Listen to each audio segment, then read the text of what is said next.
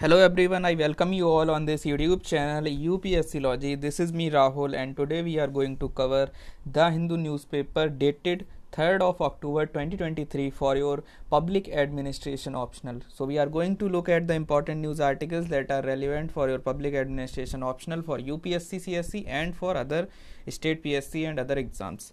So let's get started. The first important article, as you can see over your screen, is about development and populism. This article is relevant under the development administration unit of paper 1, and also you can relate it with the other aspects of your public administration as and when required.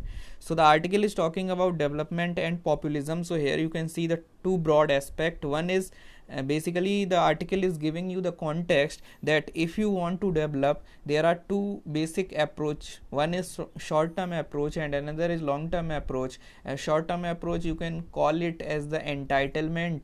On the other hand, long term approach is called as empowerment in terms of, you can say, administrative language. Okay, entitlement versus empowerment.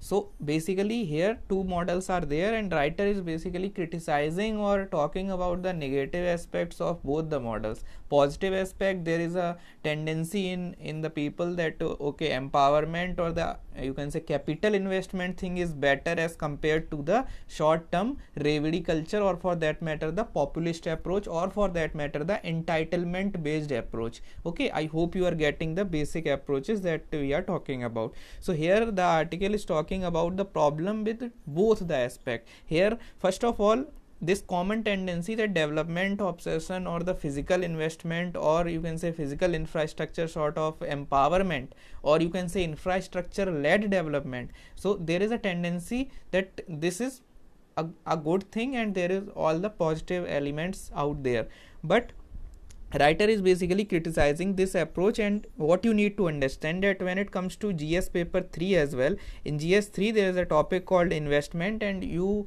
will definitely get one question with respect to investment. So when it comes to investment or when it comes to infrastructure building, there are both positives and negatives. So positives, you must be knowing about the positives. For example, investment, as you can see, the economic survey talked about this thing, that this investment is nothing but it creates the multiplier effect. Also you must be knowing about the thing that investment is a initiator of a virtuous cycle in the economy. Investment would lead to the employment would lead to the savings and growth and development, and both these things, saving and growth and development, will lead to the investment again, and this virtuous cycle will go on forever. Okay, I hope you are getting. So this is how investment is important. Also investment is you can say it is against the revenue expenditure. As you can see, investment is the capital expenditure, so it has the spillover effect on other you can say aspects of the economy, for example on the health, on the education. So it will create this kind of thing. And infrastructure is also the foundation for inclusivity and sustainable development. In this way you will be able to write a good answer in terms of the positive aspects of infrastructure, or you can say the development. But here writer is talking about the development obsession. So writer is criticizing this kind of approach. So here you will get the argument against the development approach and the physical investment or physical infrastructure building approach. Okay, I hope you are getting this. So here the writer is basically providing that the problem of you can say development obsession has the problem, because development obsession has two major problem. One is environmental consideration. So this is one thing that okay, you must be knowing about development versus displacement dilemma that we are facing, development versus environment dilemma that we are facing. So when it comes to infrastructure development, it might lead to, and it will definitely lead to, environmental concerns, be it Narmada Bachao Andolan or something like that. All those are, you can say, because of this aspect only. So I hope you are getting this thing. Apart from that, it talks about the fiscal issue. You can basically talk about fiscal burden that it creates. So here what you have to understand that the over emphasizing on development and infrastructure building will lead to the issues with respect to the, you can say, fiscal burden or the fiscal capacity of the state will be compromised. Okay, I hope you are getting. So this is the problem. And apart from that, identification of the place, third problem is, and the major problem is identification of the place where the infrastructure is being built. So that place is something that may be politicized, and because of the, you can say, populist approach in the infrastructure building, it might lead to concentration of wealth at a specific area, and again it is a kind of populism only. So it is a populism plus infrastructure mix. Okay, I hope you are getting. So if you identify the same place for the vote bank again and again, then what will happen is the kind of, you can say, multiplier effect that should be there, it will not be there. Okay, I hope you are getting. So this is the another problem with respect to development obsession. So this is narrow definition of development, where you can say basically the development approach is also politicized, and it is also being used as a populist measure by showcasing the achievements of the government. The, you can say, the regimes are trying to showcase, and rather than creating the spillover effect, they are basically concentrating the things as per the populist policies.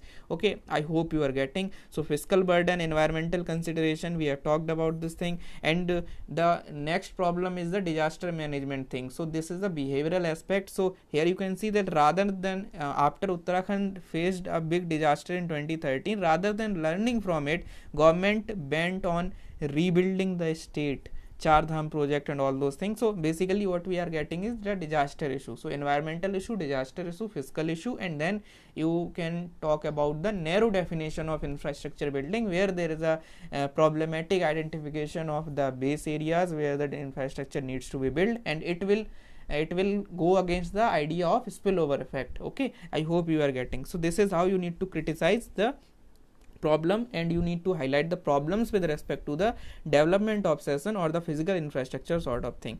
On the other hand, space for populism. So we have talked about the first narrative of first narrative, that is development, and now we will talk about the populism approach. So populism is nothing but here basically two basic dimension of populism is there: political dimension and economic dimension. Distinctive trait of populism is that it claims to represent and speak for the people. Basically what you need to understand, that when it comes to populism talks about popular aspect. Popular means people, so it talks about people. But the problem with respect to populism is that when it says people, the idea of what constitutes people is very, you can say, it is subjective in nature. So if you look at the you can say leftist regime, they consider people as like the downtrodden or some other section of the society. So they will automatically exclude the kind of, you can say, financial elites. Okay, so left wing political parties or the left wing political powers, so what will happen, that as per their definition of populism, they will exclude the financial elites and the capital class. On the other hand, if you look at the people from the perspective of right wing political parties, they will constitute in their narrow definition of people, they will include people as the people of the society, excluding minorities and foreigners. Okay, so they will consider these people, minorities and foreigners, as the you can say enemies of the people. So this is a problem, that populism is exclusionary. This is the political or populist dimension of the populism. Okay, so this is the political dimension. It is against the idea of citizenship, because citizenship is something where you have the obligation with respect to the nation. Okay, so that citizenship idea will be destroyed. Similarly, the idea of nation will be destroyed, because nation is about, you can say, common, you can say, people or common culture, common tradition. But here basically it is excluding the people. So it is against the idea of nation, it is against the idea of citizen, it is against the idea of inclusive society. I hope you are getting. So this is the political dimension of populism, which is problematic at any point of time. Apart from that, the second aspect of the populism is the economic aspect. You must be knowing about the economic aspect, the Revedi culture sort of thing. So you can relate this thing with the political culture in India as well. So this Revedi culture, you can link it with that aspect. So this is how you need to talk about the two narratives of development and populism. And one conventional model is the trickle down effect. So trickle down effect, you can read about the keywords that and that is growth is characterized as the high tides that lift all boats. So this and the cross country growth experience shows that the benefits of growth do not trickle down easily, and some section of the population become outliers in the growth process. So basically you need to have this understanding for your GS paper 3 as well as for your public administration. This article is very important because if you even look at the question of GS paper 3, you will find that investment, infrastructure, or you can say these theories of growth and development question in the previous years are basically surrounding around these important themes for UPSC GS paper 3 as well. Okay, and in paper 1 of PubEd you will definitely get the question with respect to spill in the development administration. So in that context it is important topic.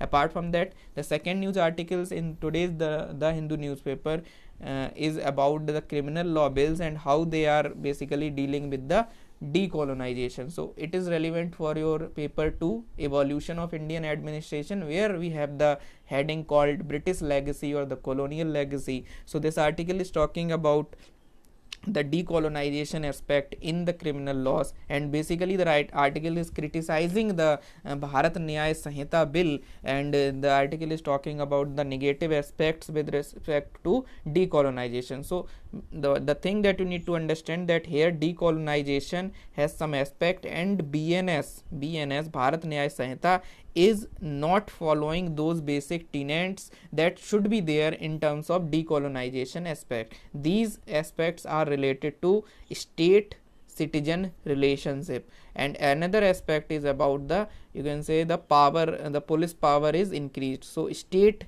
is becoming stronger and citizen is not getting the rights to question the state. So these are the state citizen relationship is something that should be at the core of your answer when it comes to decolonization in the Bharat Nyaya Sanhita law. So article is criticizing, it will give you the negative points with respect to Bharat Nyaya Sanhita in terms of decolonization aspect. So the idea of this Bharat Nyaya Sanhita, one of the idea is to decolonize and is to create the post-colonial law in terms of, you can say, in terms of fighting the British legacy. That was one of the Panch Pran announced by Honorable Prime Minister on 75th Independence Day from the Red Fort. Okay, you must be knowing about the Panch Pran. So one of the resolution was to relinquish this idea of British legacy. Okay, so this is what you need to understand. We need to get over this colonial legacy and colonial mindset, and in that context also Bharat Nyaya Sanhita is important.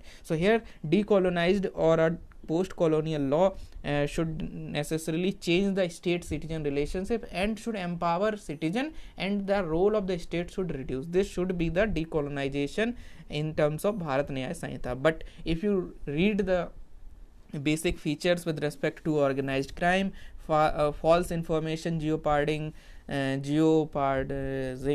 okay, so whatever it is, so this is jeopardizing the sovereignty, acts endangering the sovereignty, terrorist act. If you look at these things, what will happen is that the bill will run twin threats which severely compromise the people and simultaneously arm the state against them. So the problem with respect to this thing, only in this thing, as you can see over here, it is against the idea of decolonization per se, because ultimately it is creating the kind of constitutionally suspect, it is not focusing on the trust based model of development administration. So all these things are basically problematic. Similarly, if you look at the suppression, as I have already told you that the citizen state relationship is something that needs to be changed. So here in the first aspect, citizens are not empowered, citizens are not trusted, and citizens are basically suspected. They are not trusted, they are suspected. This is the first problem. On the other hand, the second you can say important stakeholder is the state. So here you can see the expansion of suppression because the power of the states is being increased. So again there is a problem where we are basically saying that it is continuously a colonial legacy. Okay, I hope you are getting. So suppression in the guise of security by giving the executive exclusive unchecked police powers. Again, you can just understand that the police and prisons are the relics of colonization, and this Bharat Nyaya Sanhita is not targeting that aspect. So both the citizenry aspect as well as the state power aspect is not tackled in the Bharat Nyaya Sanhita. Also, state has not indicated either now or earlier the willingness to audit and reimagine these instrumentalities of the colonial power. I hope you are getting the crux is that diagram only. And apart from that, in the perspective, what you need to understand that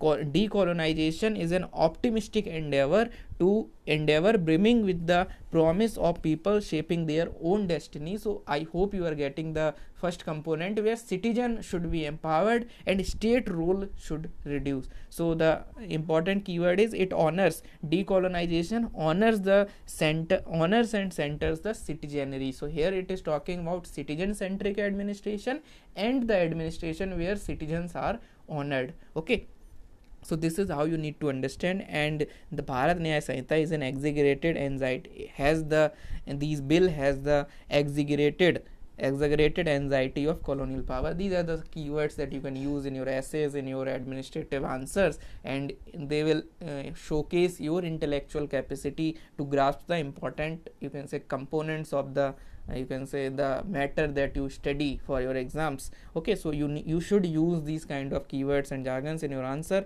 for optional itself. So this is how you need to understand that this criminal law bills have the problem with respect to decolonization aspect. So these are the aspects you need to read. Apart from that, the death of inmates in the prison, so you just need to read the basic approach, basically just go through it once. It is not that important, but for your law and order you should keep the things in your mind. Okay, so you can just read the summary out of here, and you just need to remember the keywords, that which report it is and how the functioning of law and order or the prison is going on. So in this way you will be able to write a good answer. You can use these things in your answers. Apart from that, you will get these things in your Powered PDF magazine, so that you can read these things before your examination, and the magazine will be of around 70-80 pages, 60 pages. So you will be able to read the things very clearly and very properly. And the linking portion, as I have already told you, that linking needs time, and I will do the linkage sort of thing in the magazine itself. So this is it for the day. Thank you so much.